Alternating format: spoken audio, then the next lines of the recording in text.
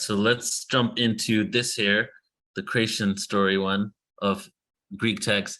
And also this is like, yeah, because what we just did, we just dissected that one and saw that there's a lot of truth to what we're now figuring out is the nature of reality.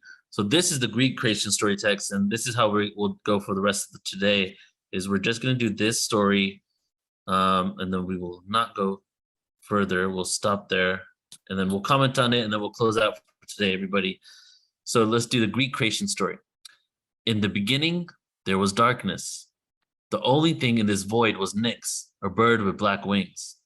With the wind, she laid a golden egg, and for ages she sat upon this egg. Finally, life began to stir in the egg, and out of it rose Eros, the god of love. One half of the shell rose into the air and became the sky, and the other became the earth, splitting up the heavens. I put that in parentheses because it's the same thing.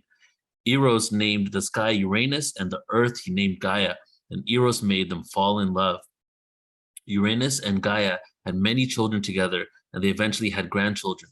Some of the children became afraid of the power of their children. Kronos, in an effort to protect himself, swallowed his children when they were still infants. However, his wife Rhea and hid his younger child. She gave him a rock wrapped in swaddling clothes, which he swallowed, thinking was his son. Once the child, Zeus, had reached manhood, his mother instructed him on how to trick his father to give up his brothers and sisters. Once this was accomplished, the children fought a mighty war against their father. After much fighting, the younger generation won. With Zeus as their leader, they began to furnish Gaia with life and Uranus with stars. Soon the earth lacked only two things, man and animals. Zeus then summoned his son Prometheus, which was forethought, and Epitheus, which is afterthought. He told him to go to earth and create men and animals and give them each a gift. Prometheus set to work forming men in the image of gods, and Epimetheus worked on the animals.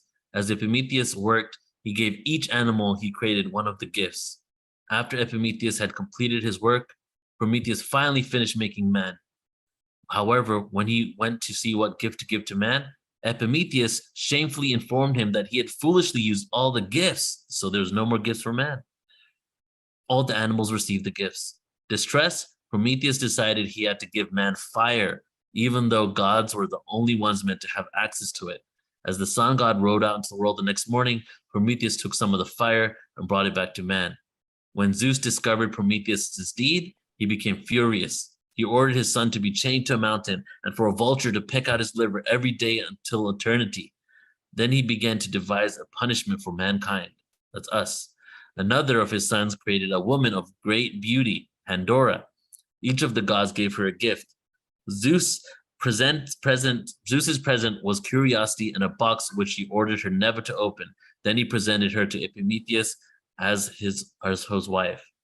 Pandora's life with Epimetheus was happy except for intense longing to open the box.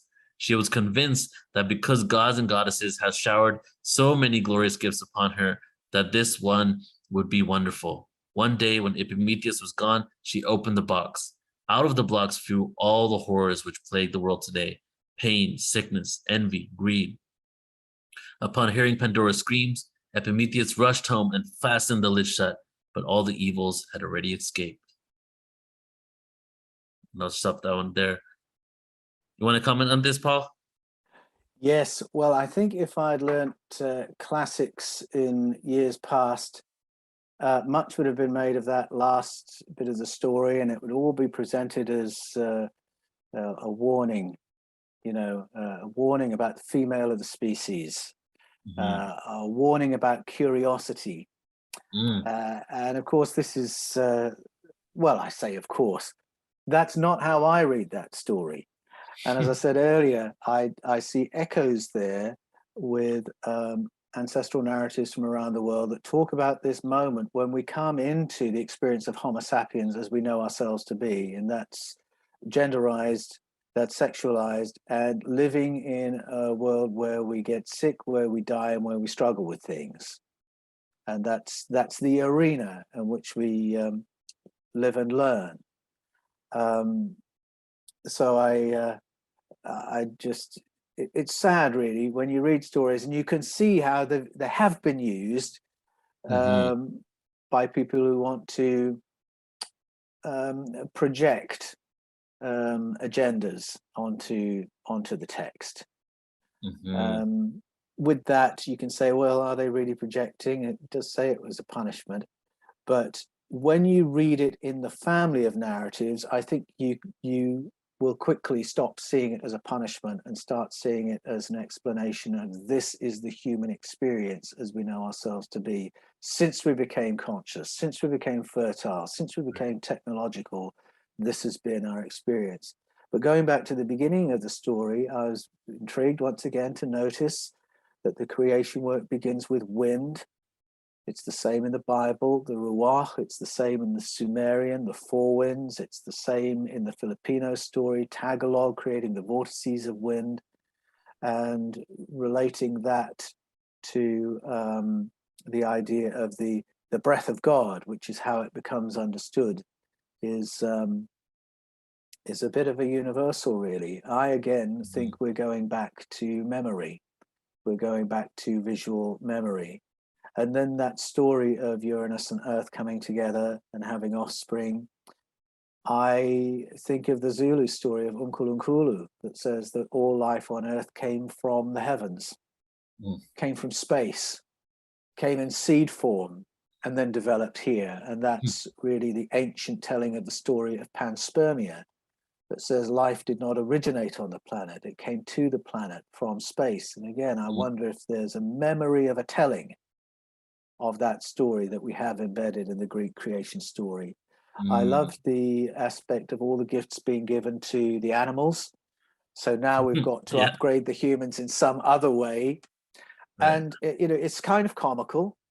And that moment is comical in the Bible as well, which has been my entree into this realm, because you've got the creation of all the animals in the Bible, and then the God character is surprised when none of them works out as a mate for the human being. And the human's lonely and actually wants another human being. We've got a bit of an echo of that here, that we've got all the animals and then the woman comes after. What on earth is going on there? Then we get to the upgrade. And as I said before, so many stories around the world say the final upgrade made us too smart. And the anxiety of the gods was that we would become too much like the gods, or too much like the engineers. Perhaps they'd given us too much of their own DNA. I actually think they overshot because they didn't realize we carry all the gifts of the animals within us. I mean, that's really how genetic coding works. The genetic coding for all life on Earth arrived from space and seeded what's happened here. And I mean, how much of our DNA is junk DNA? We are full of animal heritage. And modern DNA researchers actually say we're full of the DNA coding of other life forms as well that we don't know about. And that's modern science. That's not me making it up. Yeah. So I actually think the reason they ended up with a Homo sapiens much smarter than they thought they were going to get was because they underestimated the gifts of the animals. They underestimated what we would bring with our animal heritage. You think of the incredible learning abilities of birds and problem solving of birds, problem solving of rats. You think of the sense of direction that birds and dogs have. You think of the telepathic connection that you can have with a dog, for instance. Those are just some for instances. Well, that's intelligence, that's consciousness. And people who are close with animals, work with animals, people who work with horses, for instance, for the healing of people who are emotionally and psychologically damaged, know that horses have an intelligence that relates to human psychology. They know when a person is broken and they know what they can do to help that person. This is all intelligence. This is all consciousness. It's all in our heritage. And I think when that got fused with the blood of Kingu or the rib of Adam, whatever the fusion was, that's when we got this amazing cocktail that is humanity as we know it, with this phenomenal capacity for imagination, love, compassion, creativity that I think marks us out as an extraordinary species.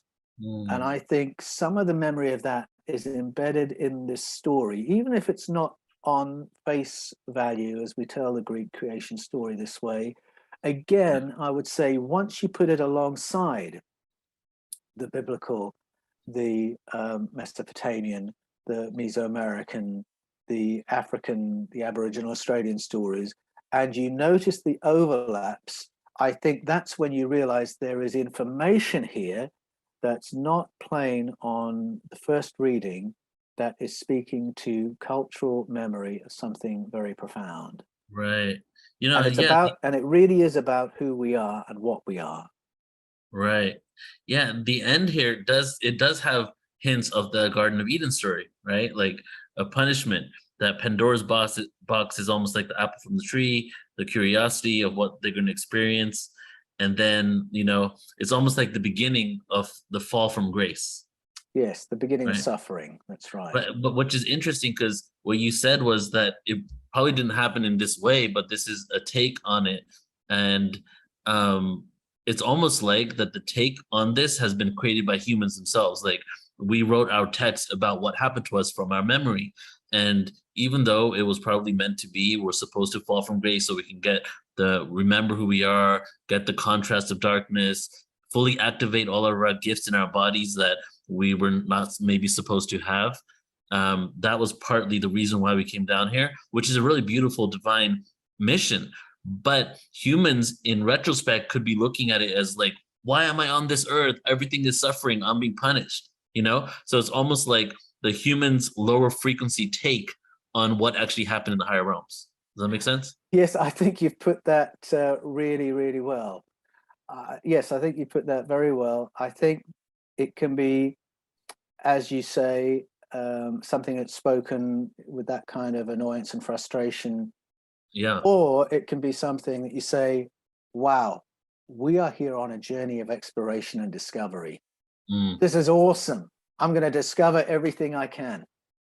Yes. Live fully.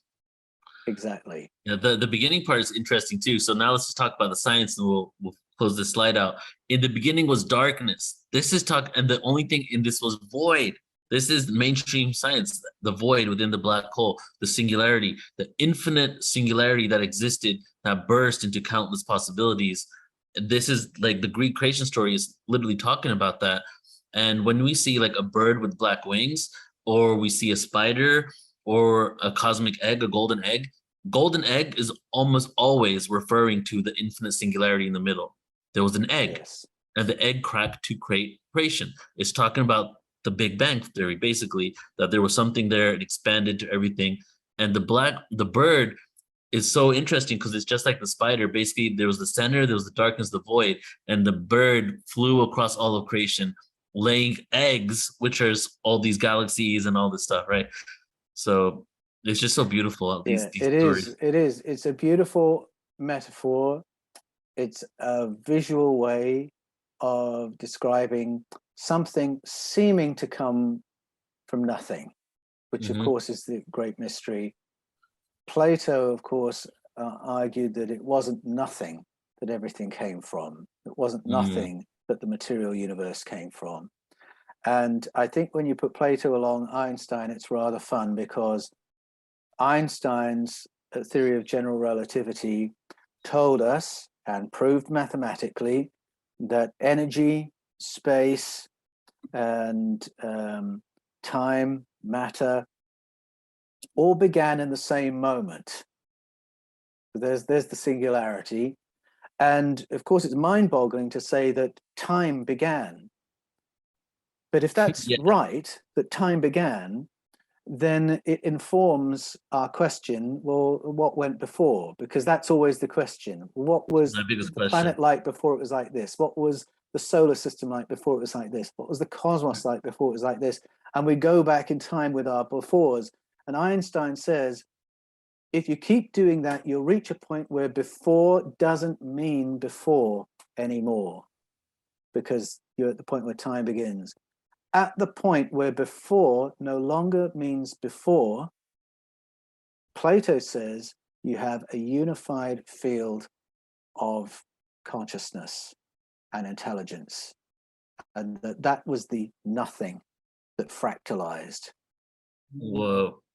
I love that. It's paradoxical because in the void, there is still something, and it's so there's nothing and something. But the way I like to look at it is Shiva. Shiva's name translates to no thing, not nothing. It's just no thing. It's basically formless. The formless became the form. Yes, but the egg's a good metaphor for it. Oh, yeah, it is. Beautiful. All right, Paul, we're going to close up here, brother. But I want to just hand it back to you. And if you want to maybe just close us out with some words or something before we, finally end this. What's going on for you? What are you up to next? What are you inspired? What's your passions for, what's to come in the future? Well, for me, the take home from all the research I've done for Escaping from Eden, The Scars of Eden, and Echoes of Eden has to do with who we are, what we're capable of, how we live as human beings. I love the language of energy because I think we sense intuitively that who we are as beings of consciousness relates to energy. And I think a lot of us in the last couple of years have been made to think about what kind of energy we are, what kind of vibration we're vibrating with. So that's something that's very much on my mind. And people who read the Eden series will see it's going there and wanting to bring some of the ancestral wisdom of the world to the questions of what we do with that, how we might live differently. So the next thing, I'm doing my series with Mauro Bellino on the fifth kind, which you can catch up on. And that goes back to my roots in biblical studies and how we get from there to all the territory that we've described today. But I think the take home for me is not just about understanding the past, understanding ancient texts and ancient narratives. It is about what's the human experience we can have now. And I love moments and communities like we're enjoying right now with Portal to Ascension, because we have taken a moment to be very intentional about what we're doing with our lives, what energy we're carrying, what we're projecting, what we're attracting to ourselves.